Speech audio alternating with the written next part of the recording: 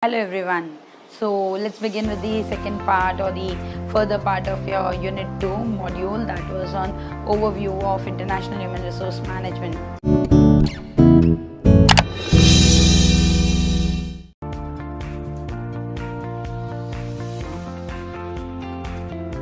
As we have seen in the earlier lecture, we have spoken about what exactly international human resource management is.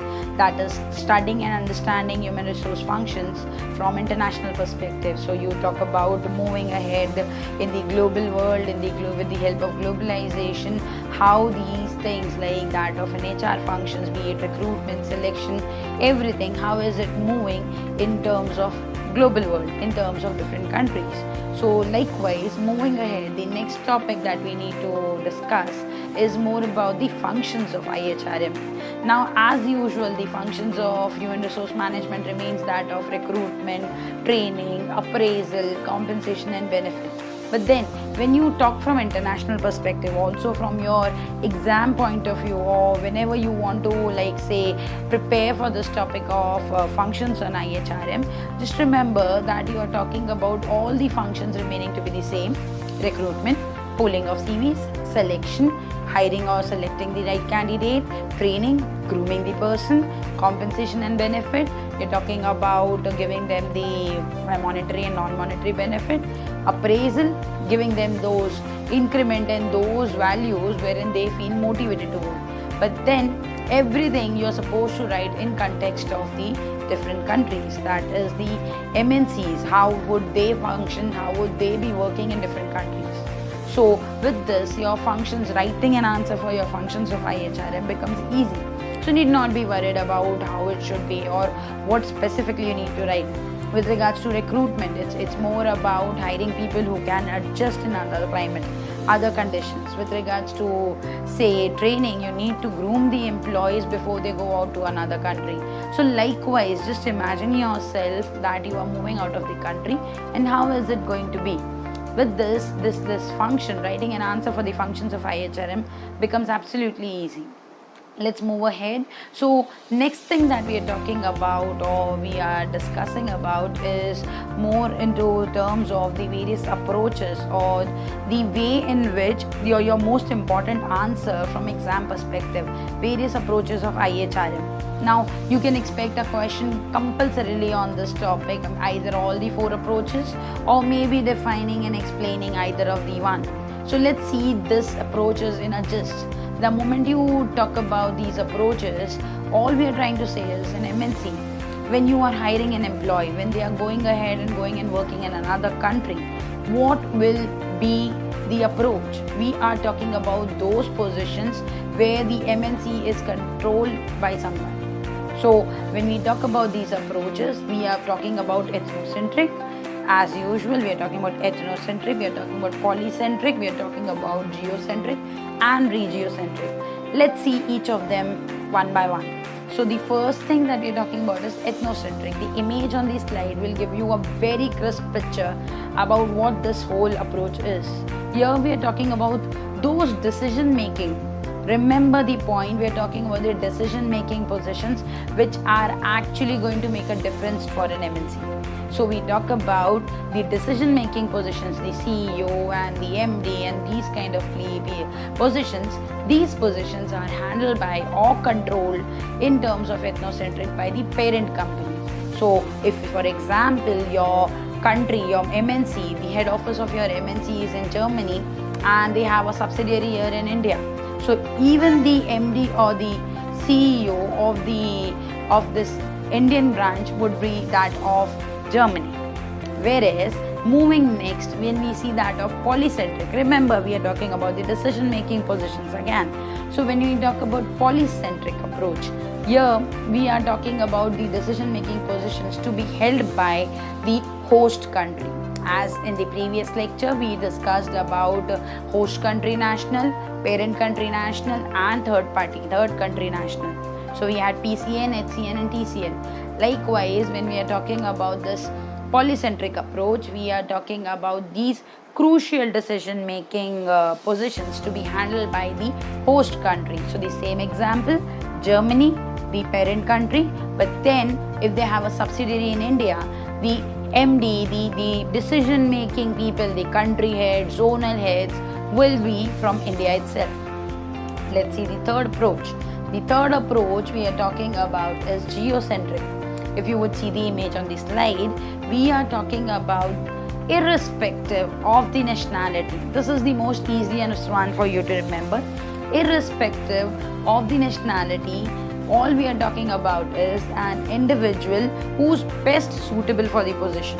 So it can be a German company having an Indian subsidiary that is an office in India, but then the person or the decision making authority, the MD, the person would be more or less from, say, US, or you can say from any other continent, any other country. So it's not at all mandatory to have it only from Germany or only from India. That's where we are talking about geographical location. And then the fourth approach that we are talking about is regiocentric approach. Regiocentric approach, here irrespective of the region.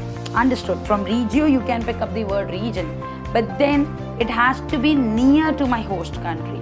So again, if it's a German company and I am having an Indian subsidiary, I will have the decision making authorities more or less from, say, Sri Lanka, Bangladesh, Afghanistan, Pakistan, these kind of countries. So it's all our native and the, say, nearby countries. This is how we talk about the various approaches. I hope that's pretty much clear for you people to understand. Do remember it from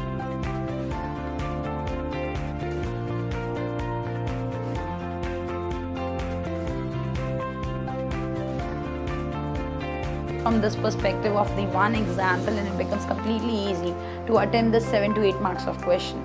So you can quote examples as well. Then the next thing that we talk about or we're talking about is the limitation. Now always remember, any concept that you're talking about with regards to individuals will always have certain limitations. And now when we talk about IHRM, the major limitation is you cannot have this whole thing of application of the process compulsorily on everyone to be the same. Not necessarily India, if I am applying some rules on India, it gets applicable on US too. People out there might have a different approach of working. People in UK continent would have different approach of working. People in Middle East would have different way of working. You must have studied in your semester 3 motivation and leadership where you talk about East versus West. So by that time you have realized after reading that here in the eastern side we are more kind of like Asian countries and these countries, we are more into emotions and connectivity with the job. Whereas when you go to the western continents, western side of the world, you will realize these country people are just, they take work only as work. They don't make it a liability. So they are very choosy about working.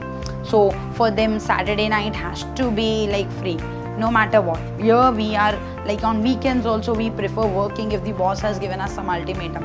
That's how the difference is. So you cannot impose your rules to be the same in all the cultures. You cannot have all the procedure to be the same. You cannot have these things working simultaneously. And many a time there are many parties involved. So lot of miscommunication happens. Lot of ways are there in which the communication doesn't reaches to the correct person. So overall, when you talk about IHRM, just remember you're talking about a human being. And what if you are going from Bombay to, say, Delhi?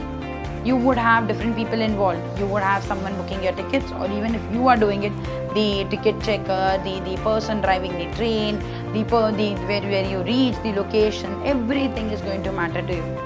So this way, even IHRM holds its own limitations. Then, how do you deal with this limitation? And that's where we talk about the qualities of a global manager. If I tend to be an individual wanting to work in different countries. See, we all dream of going abroad. What if I tell you today that you're getting an offer and going to work in New York? Everyone jumps from their seat. Yes, I would want to go. But then as a manager, how do I actually fit into this role? How do I actually see that it is going to work for me? And that's where certain qualities do make a lot of importance. these qualities are, you need to be like having knowledge about the overseas, you need to be having say patience, you need to be having those interactive skills where you meet with different culture people, and then how do you deal with them, how do you come across your communication, how are you persistent enough, how are you say calm enough to handle these situations. So overall you need to be well spoken the way we speak here in India.